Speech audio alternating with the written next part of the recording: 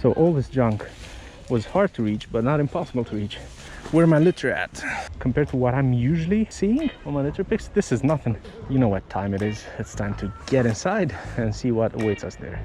Let's roll.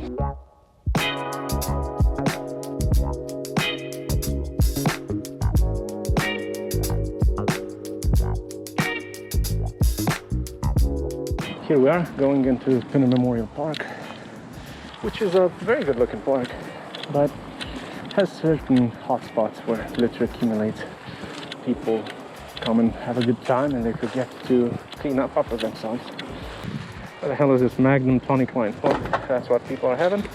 They're also enjoying these nitrous oxide or whatever the hell these are. They try their luck and bingo. As clean as a whistle. That's how I like it. Well, as always, I just have to dig deep into hard to reach parts, so let's jump right in. It's not that bad. It really isn't. I'm impressed. So I spent less than 5 minutes in this bush and it's already clean. I can't believe it. It's the first time this has happened to me since I started litter picking. And this is everything I've been able to pull out from that. Just the stuff that's on the ground. It's impressive. It might seem like a lot to people who watch this channel. It might be from areas where there's not that much litter, but compared to what I'm usually seeing on my litter picks, this is nothing. So I went behind the bushes from the main road and I was expecting to find some things, but it's almost spotless.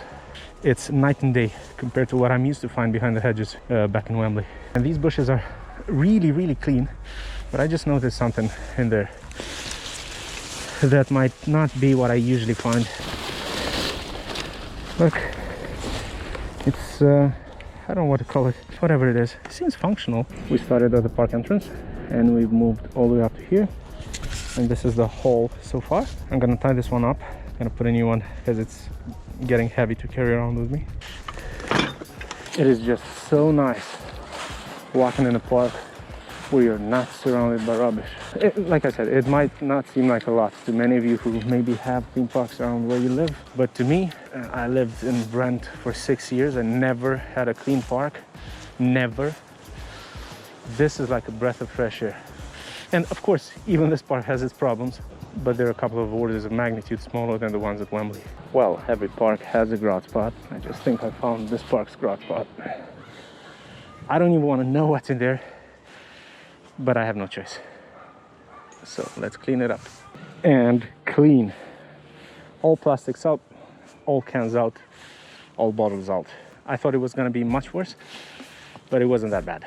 You know what time it is. It's time to get inside and see what awaits us there. Let's roll. Alrighty. Well, it's not pretty, but I've seen much worse. It's bad, but it's not terrible. Got my bags over there and over there. Let's get it on.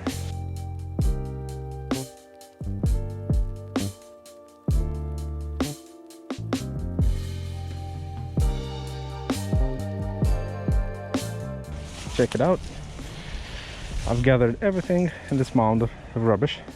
It's all I could find around me. Again, this might seem very bad to some of you. I can assure you it's not. For this surface, back at Wembley Park Station, I probably pulled out around 20 bags of rubbish. So this is nothing.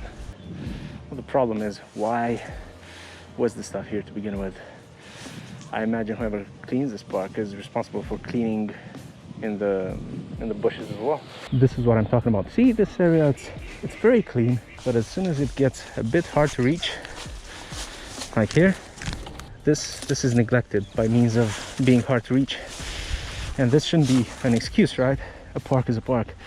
You just get the tools that you need in order to reach this stuff and pull it out.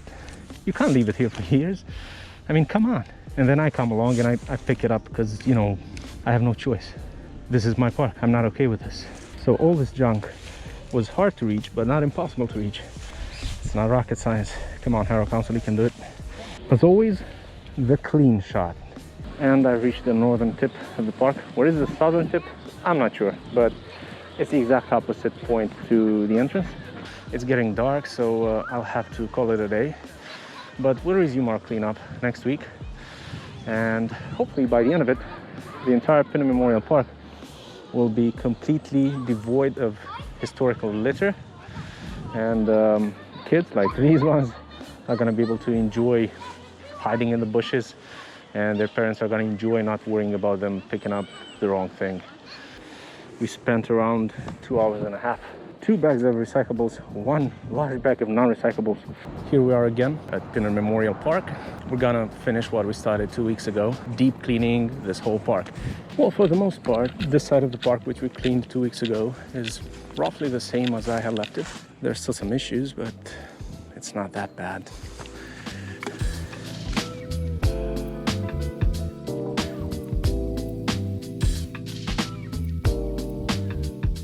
And with that, we're done. See, it's a lot easier to maintain an area than it is to clean it every 10 years or so.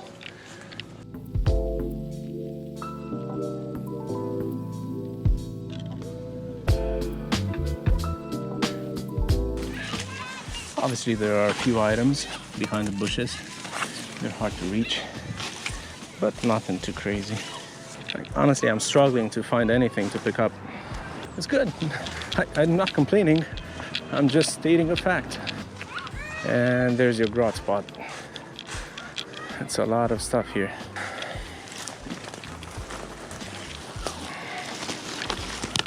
What happened here was that somebody had a party and they had these single-use cups and they just chucked them in the bush.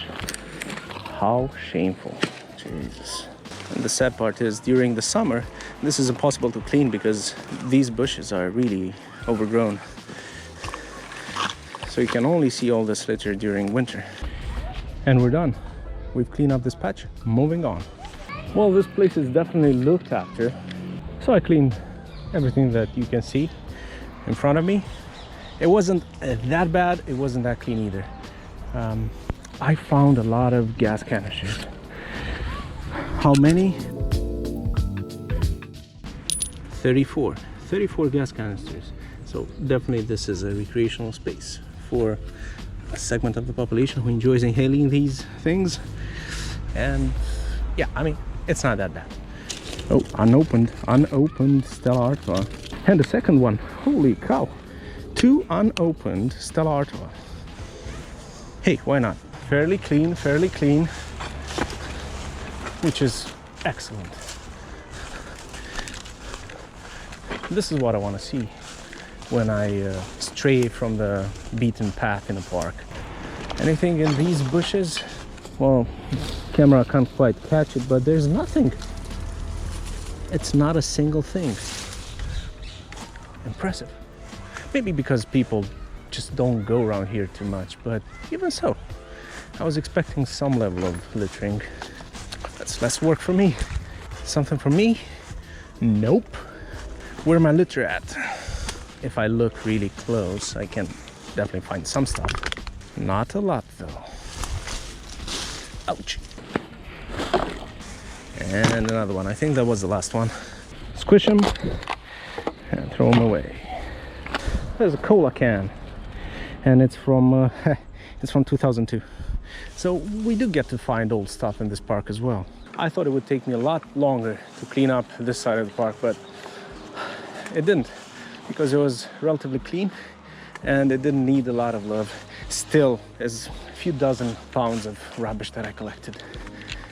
So it's not perfect, but it's much better than on the other side. I just gotta check these under these trees in the middle of the park, and then we will be able to call this a day. Exciting times.